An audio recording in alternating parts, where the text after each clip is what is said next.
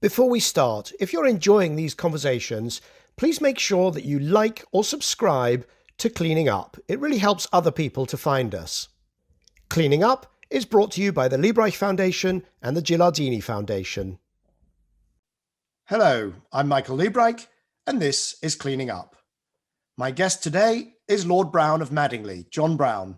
He was CEO of BP between 1995 and 2007, and he's now the Senior Advisor to General Atlantic on climate change and net zero. Let's bring Lord Browne into the conversation. So, Lord Browne, John, welcome to Cleaning Up. Thank you very much. It's good to be with you. It's wonderful to see you. And whereabouts are you, and how have you been spending the last 18 months or so during the pandemic? So I'm in my house in Chelsea, London. I'm actually sitting in the Muse House, which is my office, on top of a library that I have here. And I've been here pretty well on and off for 18 months. Actually, this is a genuine setting. It's not an artificial background, and it has authenticity. And so everyone's seen it for 18 months. I have occasionally been out. And have you ever had in your period, in your life, a period like this with so little travel, ever? Never. Actually, never. Because even when I was born in Hamburg, and within a year, we were traveling to Denmark and then back to Hamburg, and then my whole life. My parents were in the Far East and Middle East, and I traveled to them. So this is the longest period I've been without travel. I think that goes for me as well. It feels the same. It's an extraordinary, surreal period. One of the questions that I asked, I had Tony Blair came on to Cleaning Up. It was episode, I think, 38. And we talked about the pandemic and lessons from the pandemic for climate change and those working on climate change. Is that something you think is a strong parallel or not? Well, I think there are parallels. It's not necessarily a purely perfect match. But I think what it's told us is, number one, we really can respond to a crisis. And climate change is a crisis. So we've understood how to respond to a climate change, to a crisis. And number two, I think we've figured out that existential threats are very important. That may sound like a tautology in some ways, but it's explained to us that we need to do things when the health and life of humans is threatened. And I think we've learned that deeply. Actually, I think the surveys now show that the attention to climate change, the concern about climate change, has risen consistently over the period of the pandemic. But how do we deal with the time asymmetry? Because with the pandemic, it was happening and people were dying, and it was a crisis that it was very hard to deny that it's a crisis. But with climate change, even though there are the fingerprints of climate in various natural disasters, fires, floods, storms, those sorts, but it's still, the noise still overwhelms the signal. And the really bad things won't happen until the second half of the century or even next century, just given the lags in the system. So you say that climate's a crisis, but it's kind of a crisis which hits later, and that makes it very difficult and different, does it not? It does, and that's why for a long time I said the word crisis is the wrong word, but actually it's a crisis with a slow burn. And it's really important that we take the second lesson, I think, importantly, which is we are concerned as a human race about things that threaten our health and life. And I think that's the purpose of doing something about climate change.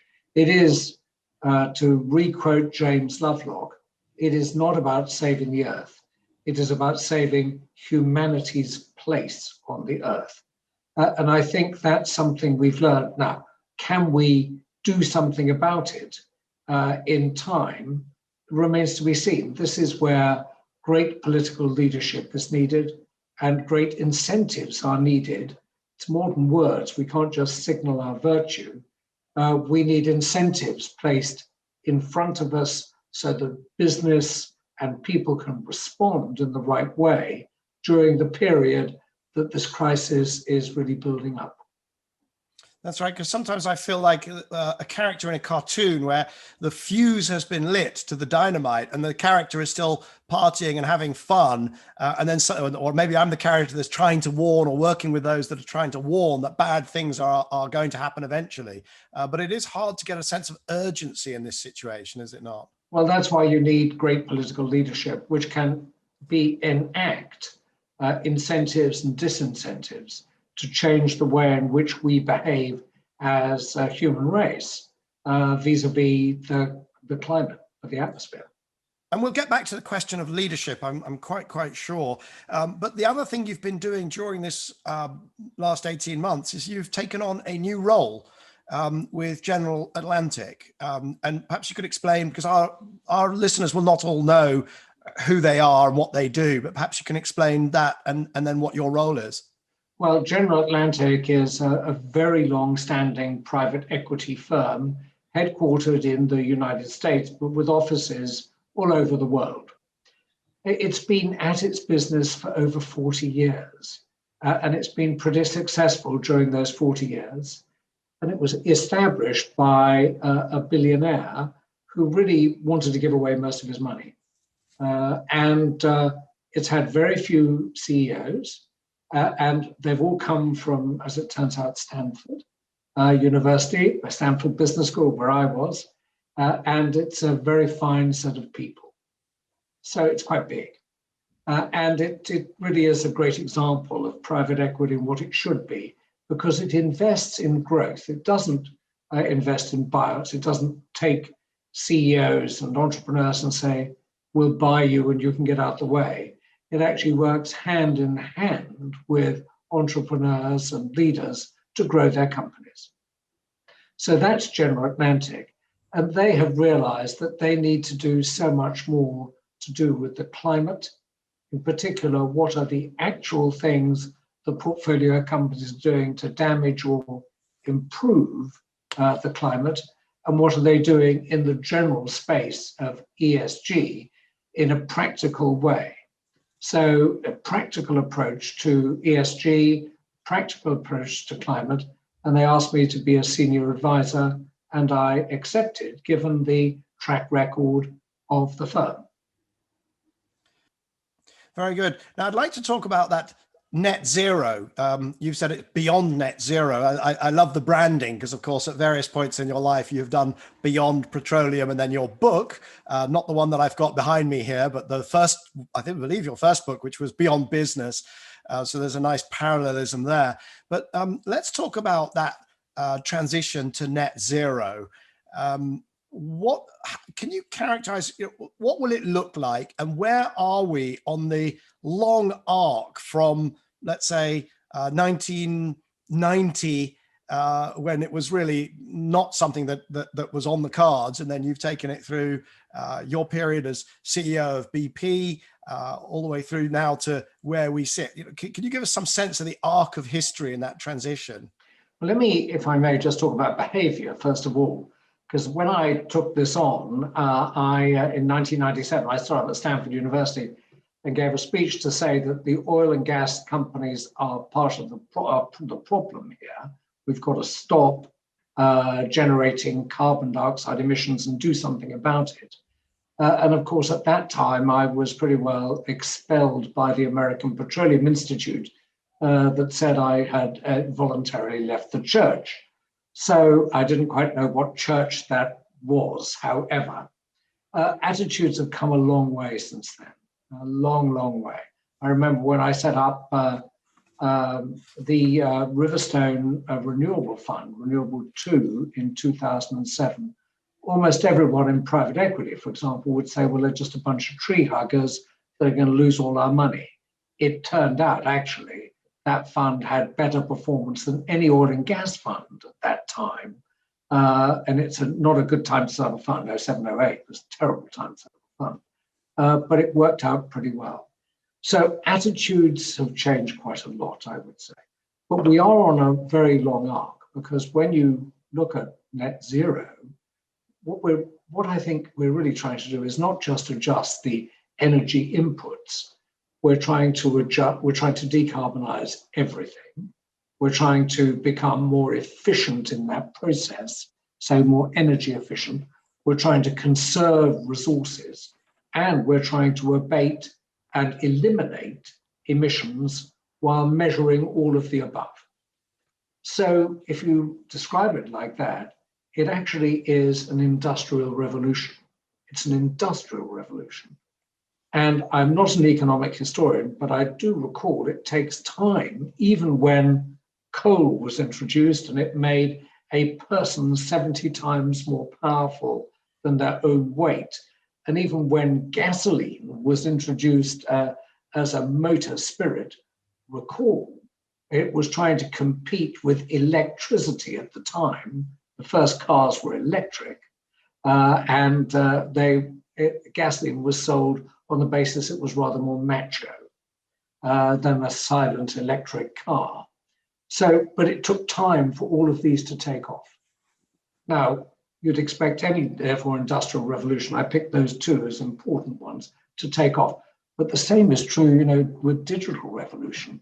I mean, people have now forgotten that Thomas Watson, I think, said in regard to the computers that IBM was making at the time, there's probably room for 5 of them in the world. And even when I was on the board of Intel Corporation with the great Andy Grove, our aspiration was 1 billion connected devices. 1 billion. I mean, we have many fold that. I mean, everything is connected. Trivially your fridge, but everything is connected. So, but it's taken 50 years, probably from 50 years, let's say, as a revolution. Now, we don't have that time. We need to accelerate it. We need to tunnel through some of the ways of doing things. But it is an industrial revolution nonetheless. Everything we do will have to be changed in one way or other, whether it's flying, whether it's shipping, whether it's being in your house, whether it's using a boiler or a heat pump, you name it, it's got to change. So this question of how quickly things can change is a fascinating one, because Václav Smil, the great economist, I think he's Bill Gates' famous economist, yes. Favorite economist, and he is full of I don't know, he's very scathing about those who say that any sort of energy transition can happen quickly. But I'm very struck by within sectors and countries, things go very, very fast. So if you go from Norwegian cars, they went from 1 or 2% with plugs to 70 or 80% with plugs in about 8 years. Okay, extreme example. But UK coal, 42% to 2% in 6 or 7 years. LED light bulbs from 1 or 2% to 50 or 60% of light bulbs in 5 or 6 or 7 years. So there's this tension between overall, I think Smil is right. It's going to take 50, 60, and your comments just now would suggest a very long transition. But it's partial. But it's very quick. If you could be wrong-footed still as a business person, if you get it wrong and you just say, oh, it'll be slow, you could be very much wrong-footed, can you not? Absolutely. Some things, and some things can be changed, of course, with public policy.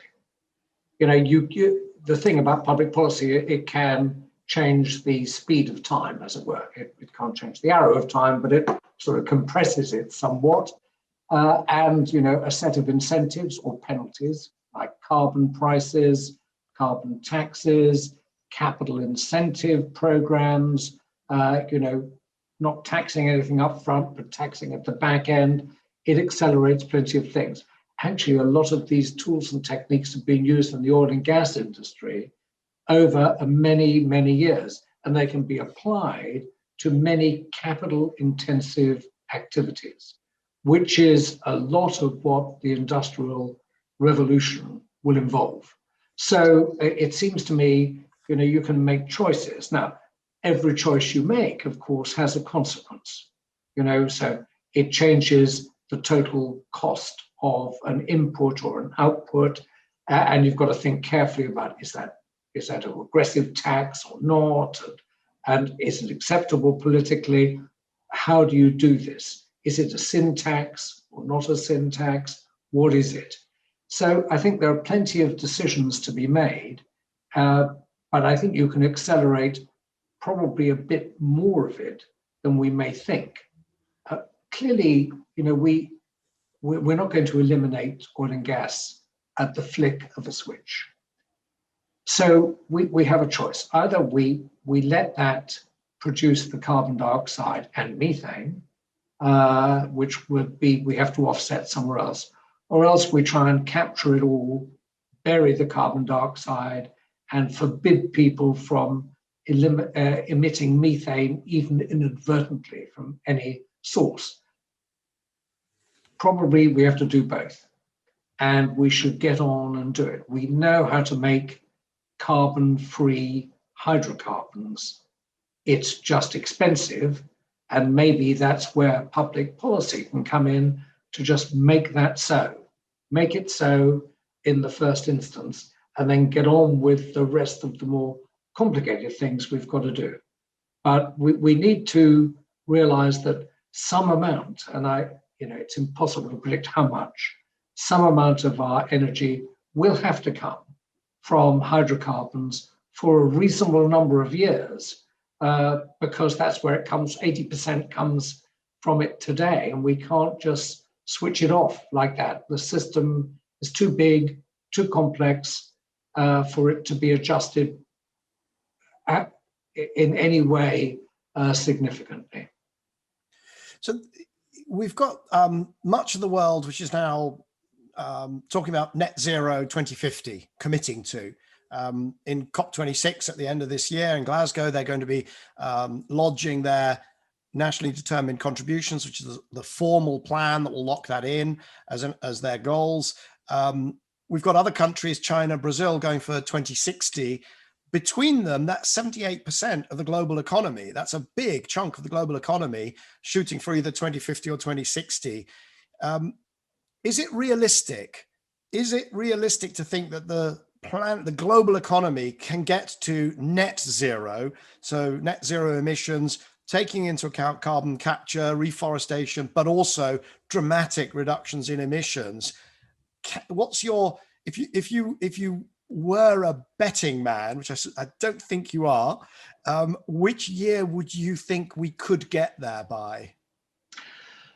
I think we could get there sometime around 2050, but the conditions to get there are rather significant.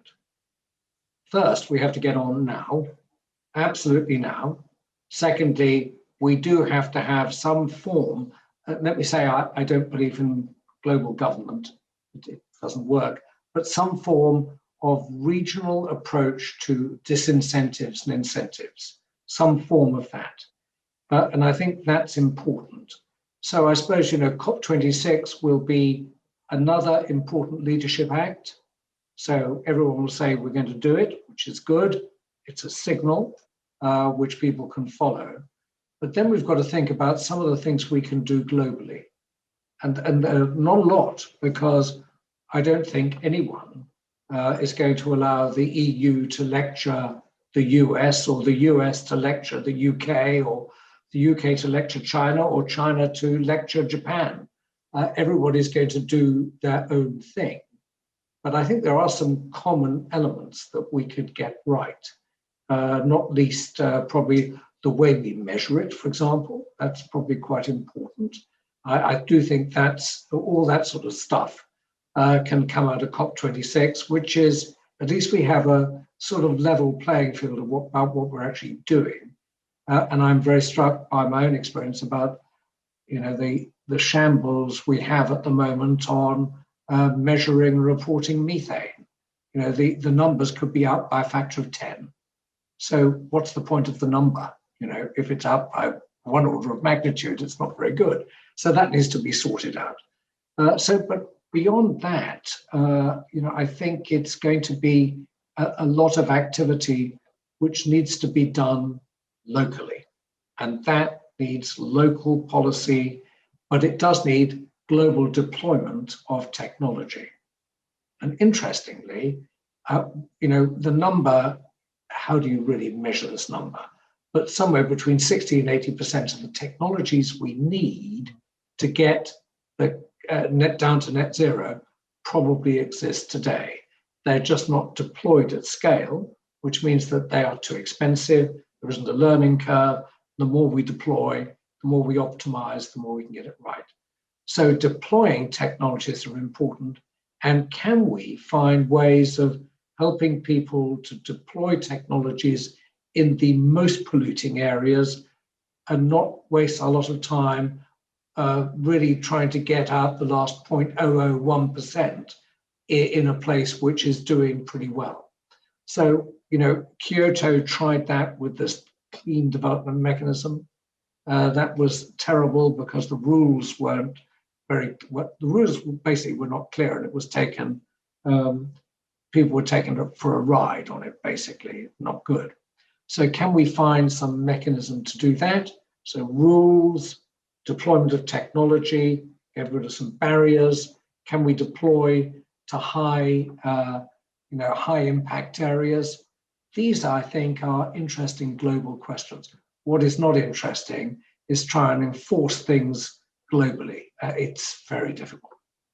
Okay, so I definitely accept all of that for those technologies which will become the clean technologies that will become cheaper. So I think of it as broadly, let's call it 2/3 or 3/4 of the problem will yield because ultimately engineers are really smart and the learning curve works. And these are all technologies that yield to learning. So they're material science, they're software, they're mechanical engineering kind of at worst, which, I'm a mechanical engineer, so that's fine.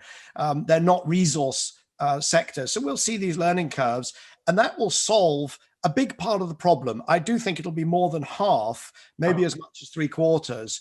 But I want to home in on the other, let's call it quarter, the sort of the tough quarter, where with the best will in the world, the clean solution is going to cost more. I mean, natural gas is just a great way and a cheap way of heating. Flying, making synthetic fuels for flying is probably going to remain more expensive than synthetic fuels. And then there's industrial processes. It might be cement or it might be steel or whatever, where it'll just cost more. I don't want to say forever because that's a big word, but beyond 2050, surely. How do we make sure that those sectors get to zero, and not just in the rich countries with great, political will to do this, but around the world? Well, the answer is I don't know. You're right. There are some things that are just going to cost more. Can we incentivize people to innovate? The answer is yes, we can, because who knows, Michael, maybe we can replace some steel with wood, which is made into a composite with the adhesive or bonding agent made from all 7 grades of plastic recycled. You could do it today, actually. It's really expensive, and most people would also be worried that it wasn't as good as steel, but it might be. So I think innovation will be slightly longer term, but it will create new products. There's no point in hitting your head against a brick wall, trying to do the same thing again and again, thinking you're getting a different answer is, as they say, a sign of madness. So we have to find very different ways of doing things. And I think that, that there will be breakthroughs. I still think if we halve the half, so you say 25% left, maybe get half of that, there's still going to be 12.5%, which is going to be expensive. It's just going to be expensive.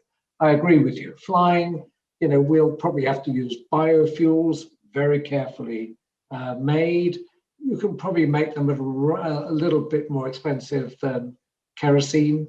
But since you will have no choice, it's one of those things, and flying may just get more expensive.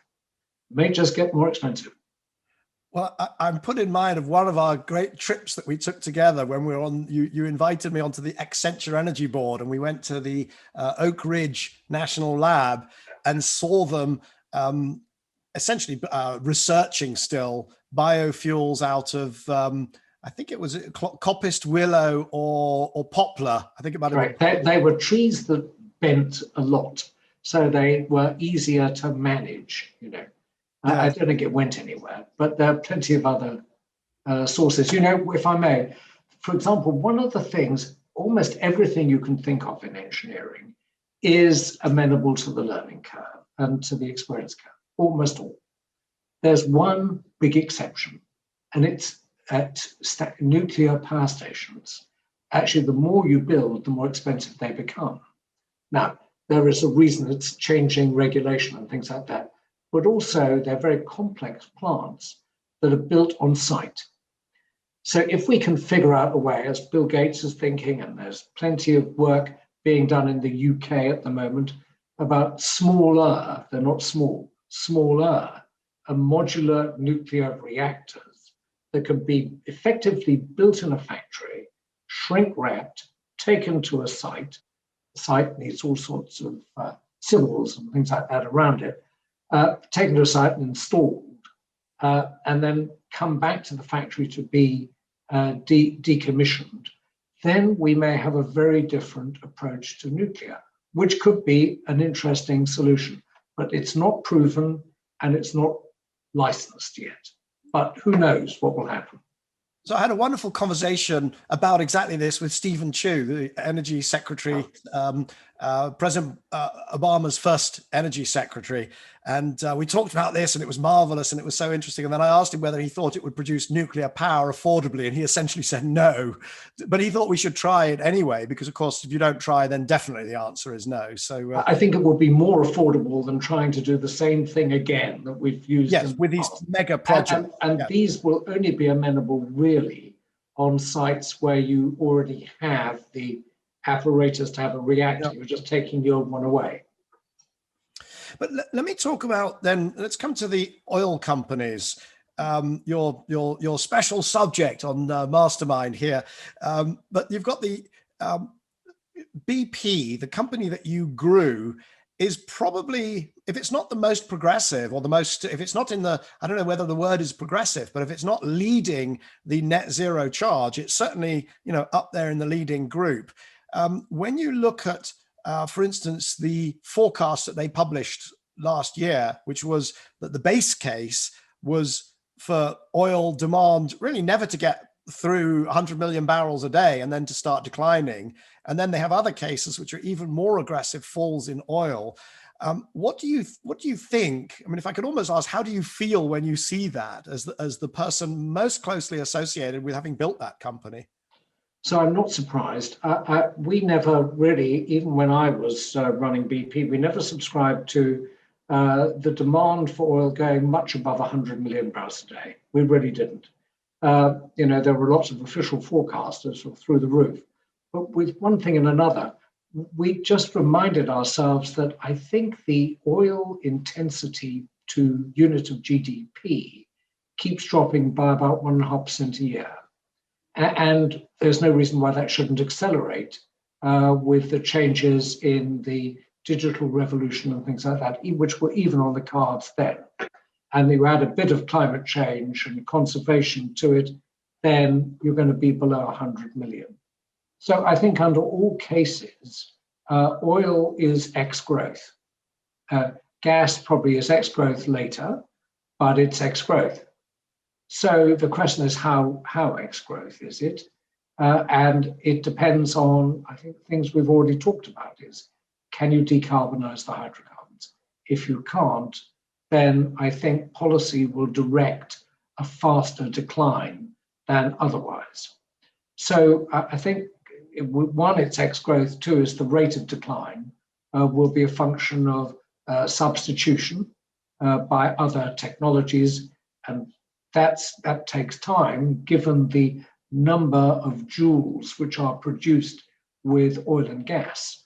And so it's a matter of, what can you do to the hydrocarbons in between, not using them and using them today. So the decline rate's there, without any doubt. Pardon me. But if you look at Shell has just lost this court case, I've no doubt that they'll appeal, and I wouldn't be surprised if they were to win the appeal. But the Dutch court for the moment has said Shell's net zero plans are insufficiently aggressive, insufficiently clear, and they have to go back and come back with a plan for 45% reduction in emissions by 2030. They're going to have to sell assets, particularly, I mean, yes, if they appeal, then 25% reduction. But if it's 45%, even more so, all of these companies are going to have to sell assets to get there. They're not going to decommission the assets. They're going to sell them, are they not? They are, and as a citizen of the world, you'd say, well, this actually does nothing for us at all, because anyway, 4/5 of oil and gas are produced by state-owned enterprises of one form or the other in the world, and they're on a very different trajectory to the listed companies, which are prone to pressure, correctly so, from their investors. So there's a two-track activity going on here anyway. So Shell, Exxon, BP, people like that, actually, even if they got closed down, chances are the rest of the world could make up for the loss of production for what we actually need. So they are important, of course, because they're investments, but on a global scale, they're not as important as people think. And I'm always reminded, I was very much reminded of that when I was running BP. I started life as one of the seven sisters, and ended life as simply an industrial company that was making money in order to fund pension funds. And that's what we really did every day. We funded people's pensions. So now they have to decide what to do with this ex-growth idea. BP's decided to diversify, as indeed has Shell and Total, and Chevron's beginning. And they're beginning to say, well, maybe energy is our scene, and we can go from oil and gas to electricity and other related activities. This is actually quite a big bridge to cross, but it's possible. But everyone says, let's wait and see. Let's wait and see. Does it actually work? Can it produce comparable returns to oil and gas? Although that's in itself a very unusual thing to think about. The oil and gas returns are somewhat volatile. So can it actually do that? And can they, as the companies, get the skills and credibility to do this on a scale which is significant? And are we prepared to let them diversify? Because last time this happened, I was still in the oil industry, at the beginning of my career in the oil industry. It was when the Club of Rome said oil would run out by the year 2000. So it was ex-growth. And last time it was ex-growth, the oil and gas companies decided to diversify. But they really did diversify. They bought Montgomery Ward and all sorts of things like that. And BP became the biggest charcuterie producer in Europe, for example, in amongst other things. So all of that happened. In fact, BP went into minerals, sold it eventually to Rio Tinto, which really effectively made Rio Tinto the company that it is today. So, I don't know whether history will repeat itself, probably won't, but one has to be careful when one decides to diversify, make sure the reasons are right, and you can afford to do it, because these new businesses take a lot of money to keep going.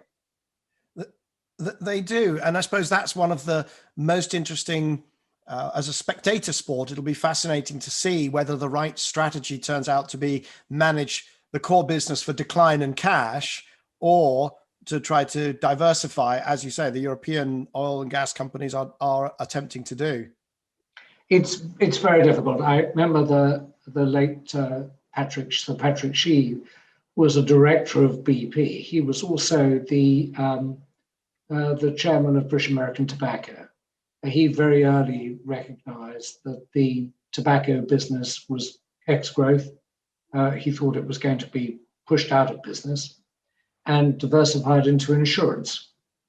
That didn't work, and the investors said, actually, we prefer to have insurance companies, and you can be stuck with tobacco and just give us the dividends. Yes. It's still around, paying lots and lots of dividends, but a very different business compared with the one that he ran all those many years ago. John, we've got about 5 minutes left, and I want to switch gears slightly and talk about the operating conditions for executives, because you had this brilliant career with then a very public end to that career, and now you would be operating in a very different environment today throughout that entire period because of social media.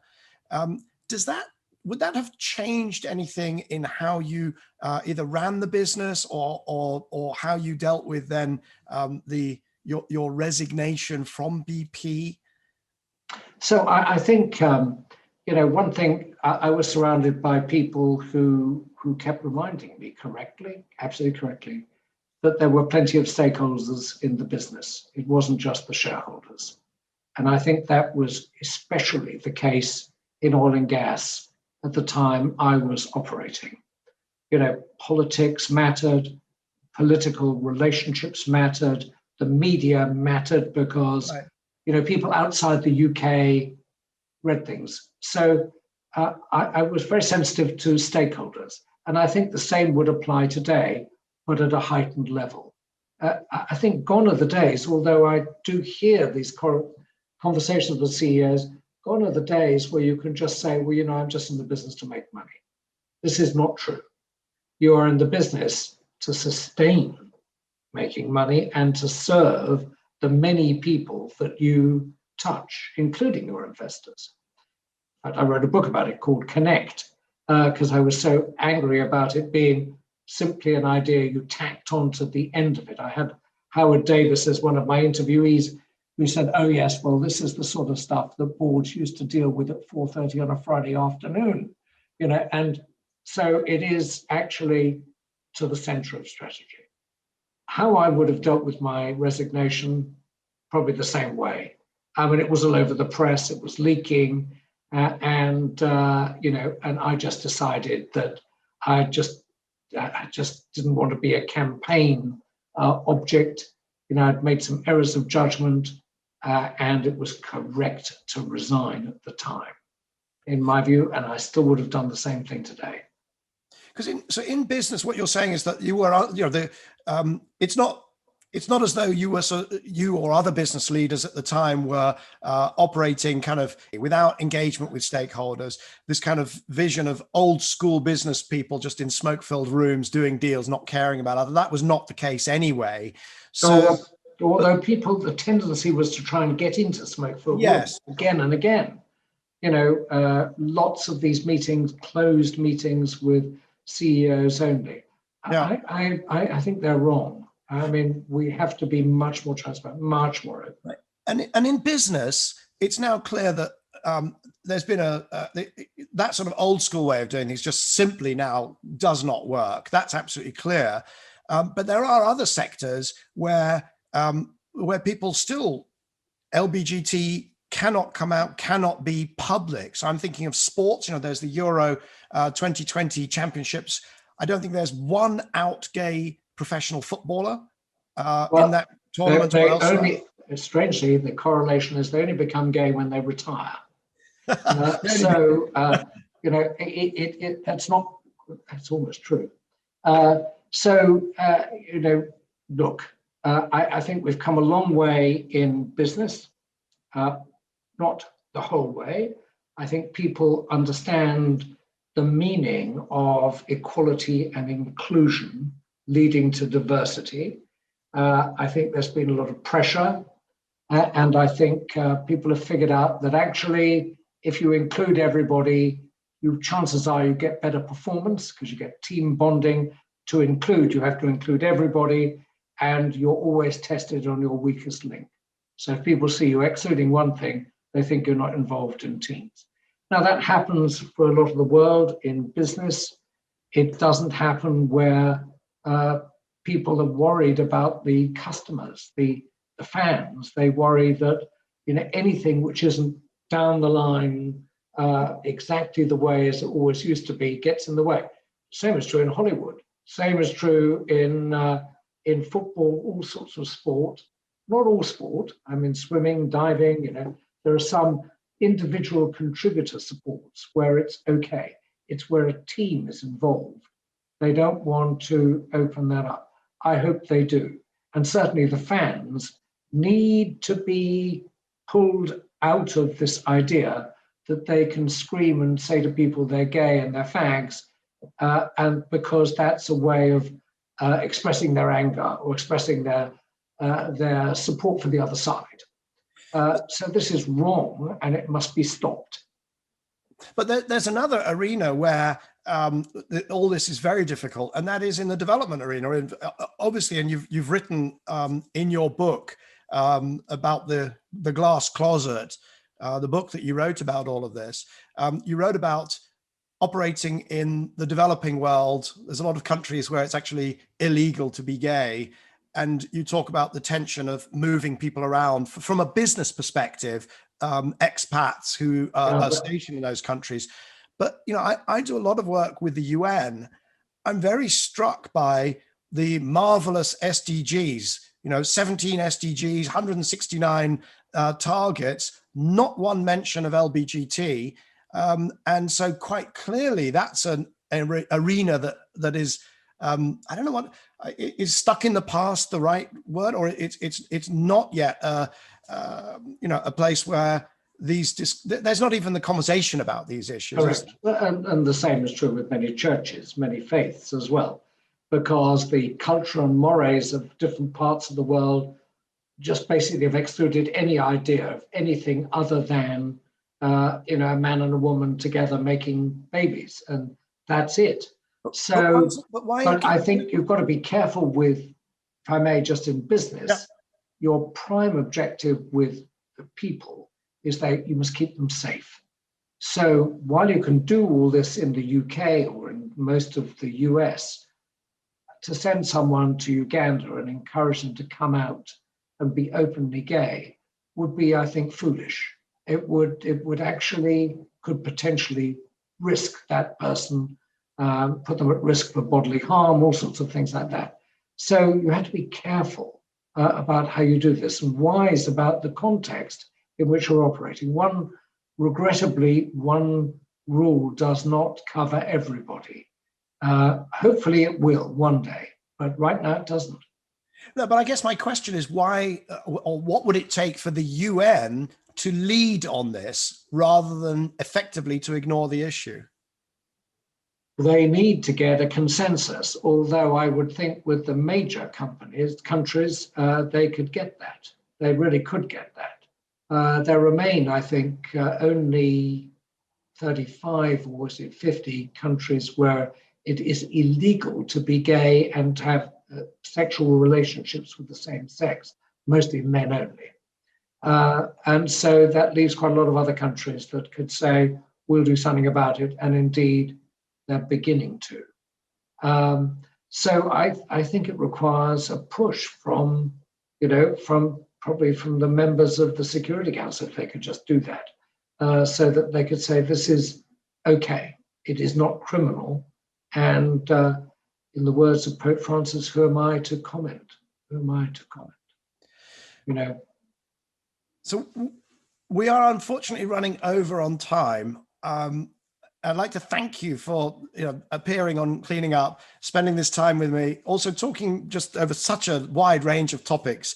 And particularly the last one you and I have not spoken about, but I have been following very carefully your campaigning on the issue. And it's an issue that I also try to do my best to support those in my teams.